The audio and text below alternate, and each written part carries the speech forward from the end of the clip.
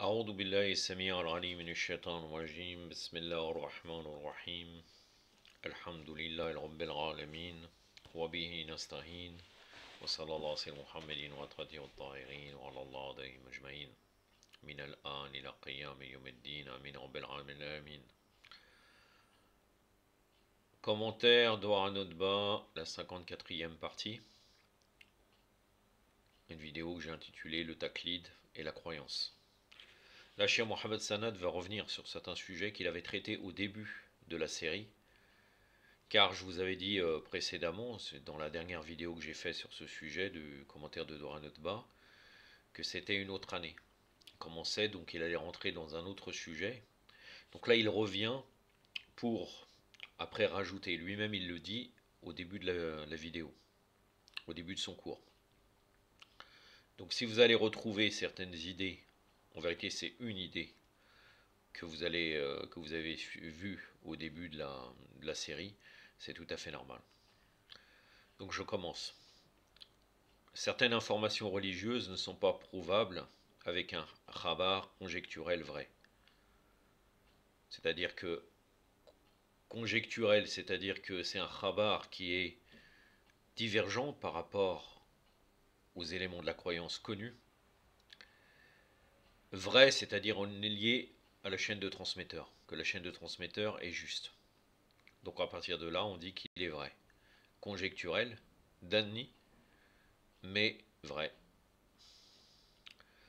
Les Fuqaha disent que le taqlid est interdit dans les croyances. Et certains créent une équivoque en disant, par rapport à cette règle, éloignez-vous des livres des savants qui traitent de la croyance.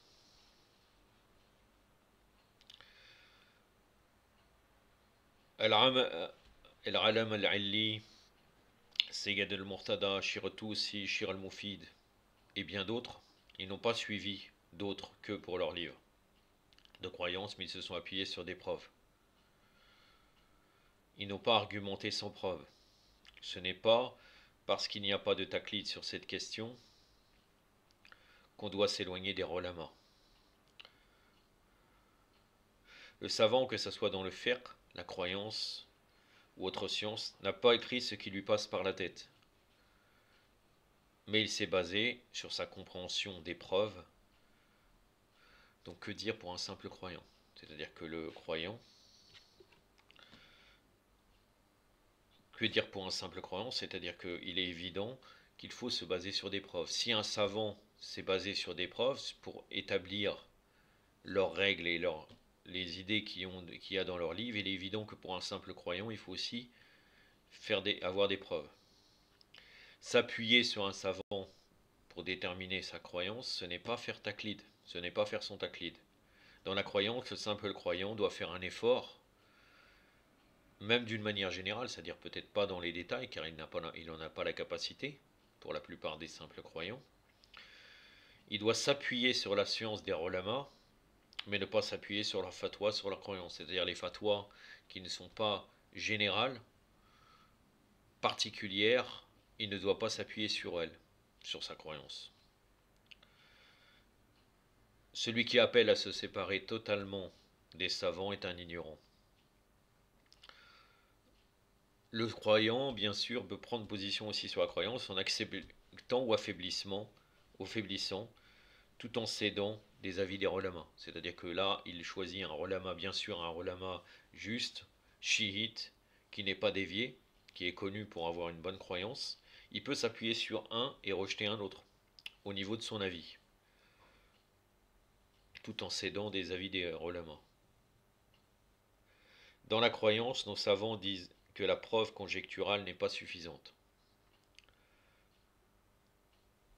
D'une manière centrale et principale, la conjecture n'est pas suffisante dans la croyance.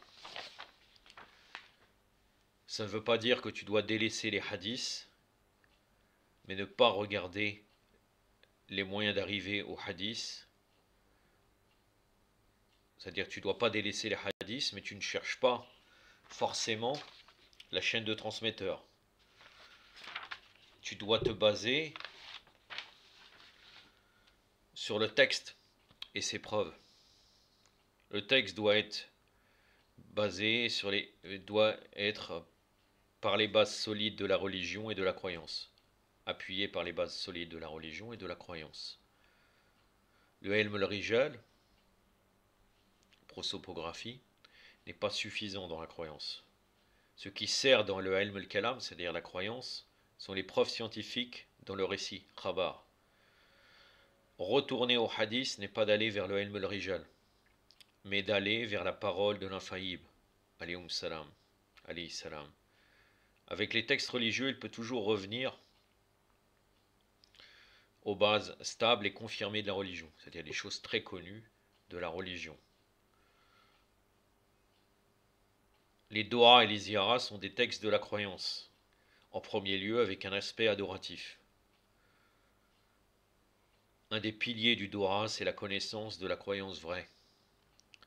Le témoignage des croyances véridiques, c'est-à-dire ce qu'on dit à chaque fois qu'on atteste par rapport à l'imam ou bien par rapport au fait qu'il croyait à telle ou telle chose dans le ziyara, est un pilier de l'acceptation du doha.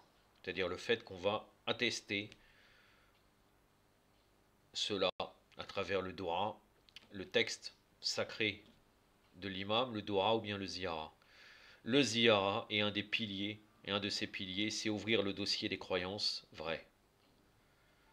Dans le doha et le ziyara, il n'y a pas de conjecture que la certitude dans l'épreuve.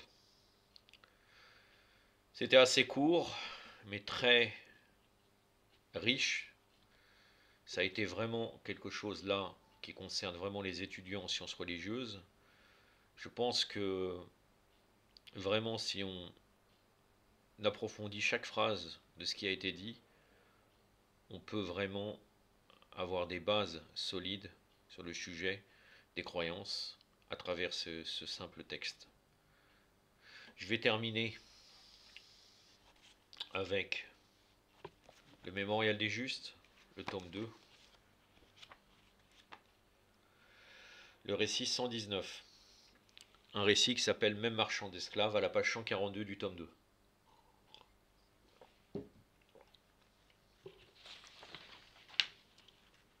L'affection et l'amour ardent que portait au prophète, sallallahu alayhi wa sallam, ce vendeur de livres, était connu de tous.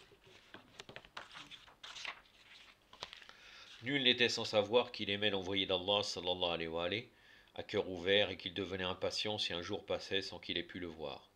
Sortait-il pour quelques affaires, qu'il bifurquait d'abord en direction de la mosquée ou de la maison du prophète, sallallahu alayhi wa sallam, ou de tout autre endroit où il savait le trouver, et se rendait auprès de lui sous n'importe quel prétexte. Il s'emplissait alors de sa vue, épuisant de l'énergie, pour aller ensuite vaquer à ses affaires.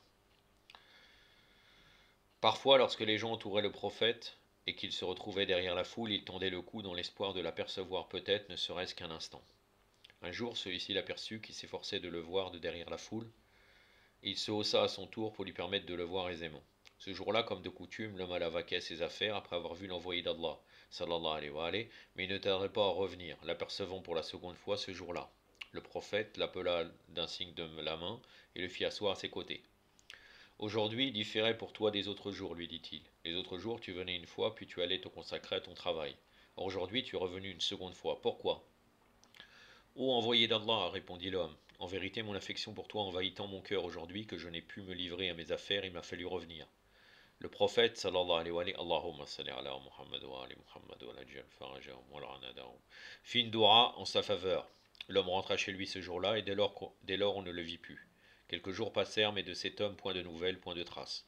Le prophète, s'enquérant de lui auprès de ses compagnons, tous répondirent, cela fait un certain temps que nous ne le voyons plus. Le prophète, sallallahu alayhi wa sallam, décida d'aller prendre de ses nouvelles et de s'informer de ce qui avait bien pu lui arriver. Il partit avec un groupe de ses compagnons en direction de Surq al-Zayt, donc le marché de l'huile, un bazar où on le vendait de l'huile d'olive, mais parvenu à la boutique de l'homme, il vit qu'elle était déserte et close, et demanda de ses nouvelles à ses voisins. Ô envoyé d'Allah, répondirent-ils, il est mort quelques jours auparavant. Ils poursuivirent. Ô envoyé d'Allah, c'était un homme vraiment digne de confiance, mais il avait de mauvaises habitudes. Quelle mauvaise habitude!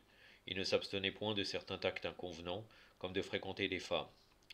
Que Allah l'absolve et lui fasse miséricorde, dit le prophète sallallahu alayhi wa sallam. Il m'aimait tant que Allah l'aurait absous, même s'il avait été marchand d'esclaves. Odat al-Kafi, la page 77. J'en ai terminé avec cela. Inch'Allah, la prochaine fois, ça sera une vidéo concernant une réfutation du salafisme. أكتفي بهذا القدر وصلى الله على سيدنا محمد وصحبه الطاهرين والسلام عليكم ورحمة الله.